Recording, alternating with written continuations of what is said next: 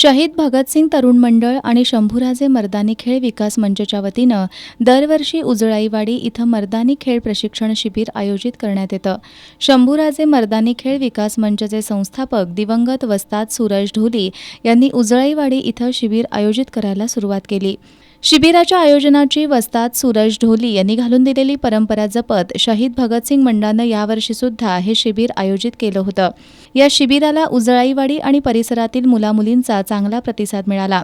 10 दिवस चाललेल्या या शिबिरात दिवंगत वस्ताद सूरज ढोली यांनी प्रशिक्षित केलेले अभिजित इंगळे, ओमकार निगुटी, ज्योती जाधव सहभागी मुलामुलींना लाठीकाठी, दांडपट्टा, तलवार, विटा चालवण्यासह अन्य मर्दानी खेळांची प्रात्यक्षिकांसह माहिती दिली.